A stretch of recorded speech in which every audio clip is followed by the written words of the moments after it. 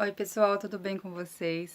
E a gente vai conversar hoje na nossa videoaula sobre a reforma íntima, que eu vejo hoje como a base de toda a nossa evolução espiritual aqui na Terra.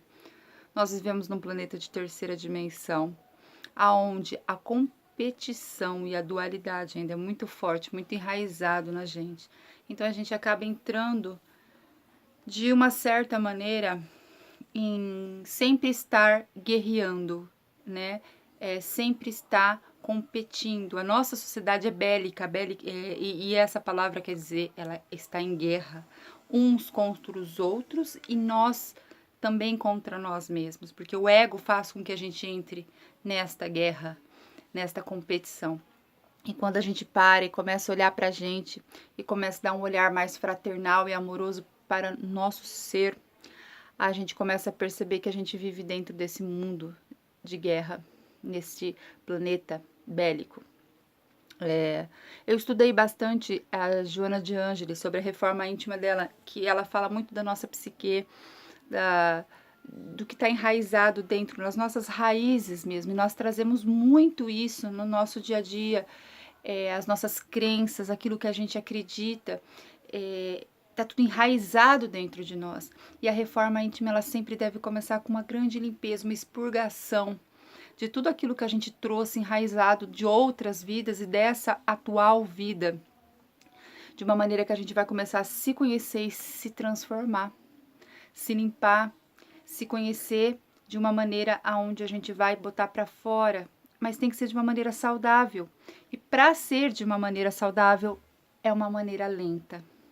Então a gente começa dia após dia. A reforma íntima, ela começa numa encarnação e ela pode terminar em outras. Ela não termina muito raramente naquela encarnação onde ela começou. Então a gente vai passar por vários processos dessa reforma, tirando essas cascas, né, de crenças, de pequeninas informações que a gente carrega dentro da gente.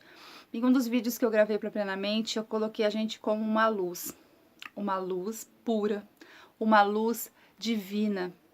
E conforme nós fomos progredindo espiritualmente, nós fomos colocando em volta dessa luz que somos nós várias camadas de crenças, várias camadas de achismos e de guerras. E a gente foi ficando lá dentro. E para a gente conseguir, agora nessa etapa em qual nós nos encontrar novamente com essa essência divina que nós somos, nós temos que ir retirando essas camadas de cima de nós. Meditação é muito importante na reforma íntima, mas existem milhares e milhares de outras técnicas para a gente conseguir trazer um avanço dentro desse tema, reforma íntima. Algumas pessoas perguntam sobre religião. A religião na Terra, ela é muito importante. Ela acrescenta muito a gente. Ela traz para a gente benefícios que se a gente analisar aquilo de uma forma ponderada, e a gente saber o que é importante, o que vai ser útil, o que vai nos acrescentar, a gente utilizar isso na nossa vida, a gente cresce sim espiritualmente através da religião. Mas nós temos que saber separar os dogmas das igrejas, aquilo que foi criado pelo homem para muitas vezes prender, para muitas vezes manipular as pessoas e pegar somente o que é puro, o que é divino. E para isso a gente precisa estudar muito. Eu tirei aqui um trechinho de uma psicografia de Joana de Ângeles. Parece bastante complicado as palavras da Joana, por isso que às vezes a gente tem que ler com bastante atenção. Eu gostaria de ler um pouquinho para vocês.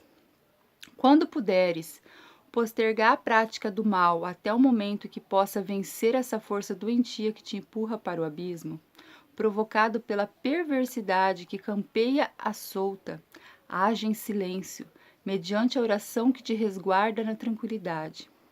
Espicaçado pelos desejos inferiores que graçam estimulados pela onda crescente do erotismo e da vulgaridade, gastas as tuas energias excedentes na atividade fraternal. E de uma certa forma são as nossas escolhas que vai fazer com que esse caminho se amplifique. Quando a gente perde tempo com as coisas, somente com as coisas mundanas, a gente se afasta desse caminho fraternal. Por isso que no budismo há uma prática de sempre dizer que a porta mais importante neste momento é a porta do meio. Nos templos budistas há 3 portas: a porta da espiritualidade, a porta do materialismo. A terceira porta representa o equilíbrio entre essas 2 áreas. E é isso que a gente precisa, neste momento, passar pela porta do equilíbrio entre a nossa parte espiritual e entre a nossa parte material, pois somos seres espirituais vivendo na matéria, então ainda a matéria é necessária. Desconsiderando-os nos anseios nobres do teu sentimento, cultiva a paz e guarda a bênção do tempo que tudo vence. Acoimado pela injustiça ou sitiado pela calúnia, prossegue no compromisso abraçado, sem desânimo, confiando no valor do bem, deixando as picuinhas de lado, passando por cima de coisas que a gente vê que não nos acrescentam nada. A gente vai levando o nosso caminho mais leve, enfim, perdoando e muitas vezes não se conectando com coisas pequenas. Aturdido pela compulsão do desforço cruel, considera o teu agressor como um infeliz amigo que compraz na perturbação. Desestimulado no lar e sensibilizado por outros afetos, renova a paisagem familiar e tenta salvar a construção moral doméstica abalada. É muito fácil desistir dos esforços nobres, comprazer-se por um momento e tornar-se igual aos demais nas suas manifestações inferiores. Aqui, pelo que eu entendo, eles falam sobre a nossa vida, nosso cotidiano, quando um casamento não está indo bem, alguns parceiros acham mais fácil encontrar alegria e prazer em outros relacionamentos, deixando a família de lado. É aonde ela fala que é tornar-se igual aos demais nas suas manifestações inferiores. Ninguém foge aos desafios da vida, que são técnicas de avaliação moral para os candidatos à felicidade. O homem revela sabedoria e prudência no momento do exame, quando está convidado a demonstrações das conquistas realizadas. Muitas vezes a gente é colocado a teste e às vezes a gente não passa nesses testes. Parentes difíceis, amigos ingratos, companheiros inescrupulosos, co-idealistas insensíveis, conhecidos descuidados, não são acontecimentos fortuitos do teu episódio reencarnacionista. E a gente vem vivido isso. A política vem trazendo grandes desamores entre as pessoas. E muitas vezes, será que vale a pena? Será que isso não é um teste de paciência de você saber o que você acredita e acreditar nisso para consigo mesmo e não ficar brigando e desfazendo amizades por causa de coisas tão pequenas? Cada um se movimenta no mundo, no campo onde as possibilidades melhores estão colocadas para o seu crescimento.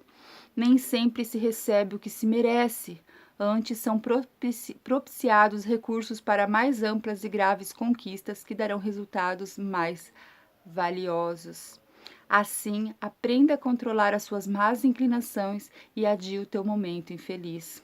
Lograrás vencer a violência interior que te propele para o mal e se preservarás na luta. Orai e vigiai. Nós já temos condições de saber o que é certo. Nós já temos condições de saber o que é errado. E nós temos também o livre-arbítrio para poder decidir qual caminho que a gente vai querer seguir. E nem sempre vencer é bom.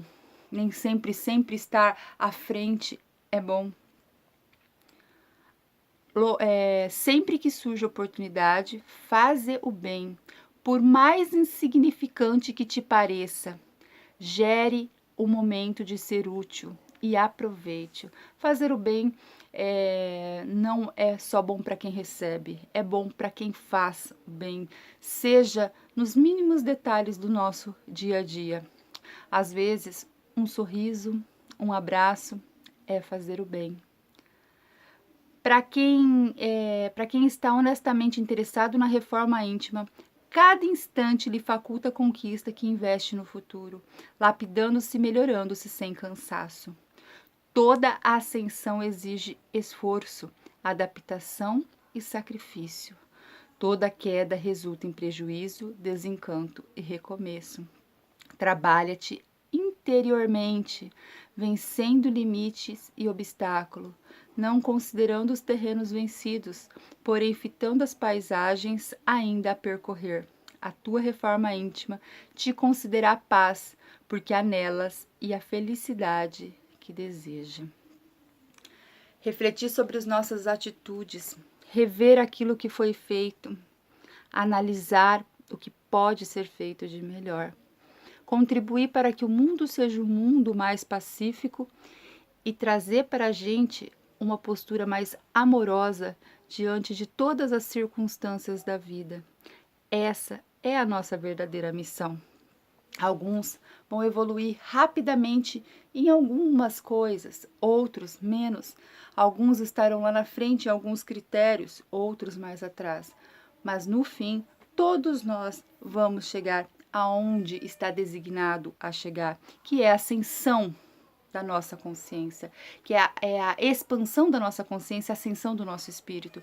E se a gente ascensiona, quer dizer, a gente passa para outro nível, a gente aprende aquilo que a gente tem que aprender, não é necessidade de karma. O karma, ele vem para dar aquele empurrãozinho para a gente aprender algo que não foi aprendido. Então, quanto mais nesse caminho de se reformar, de aprender consigo próprio, com o ambiente, os acontecimentos, tendo a consciência, gente, que nós estamos num planeta de terceira dimensão ainda, de prova e expiação, e que está em transformação. Um planeta que está passando já intensamente para um planeta de regeneração. Então, nós estamos sentindo isso muito intimamente. Então, nós não vamos estar 100% positivos. Pelo contrário, terão dias que nós vamos estar melhores. Nesses dias, vamos facultar e vamos colocar para fora tudo aquilo de bom que a gente tem a oferecer. E nos dias que a gente não estiver bem, vamos refletir e meditar sobre o que nos causa, qual é a ferida que está aberta e qual é a ferida que está causando aquela dor. E assim, devagarinho, nós vamos compreendendo o que deve ser feito, aonde deve ser tratado. Lembrando que tudo começa no espírito. Toda doença, toda melancolia e toda vibração tá aqui, ó.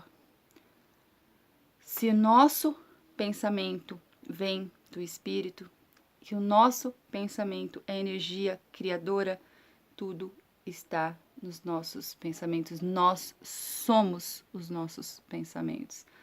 E eu te pergunto, o que mais você tem pensado? Eu espero que todos tenham compreendido a mensagem. Nós vamos ainda continuar discutindo sobre esse assunto no grupo do WhatsApp. E quem tiver coisas para acrescentar, textos, vídeos, será muito bem-vindo. Fiquem todos em paz e até a próxima videoaula, tá?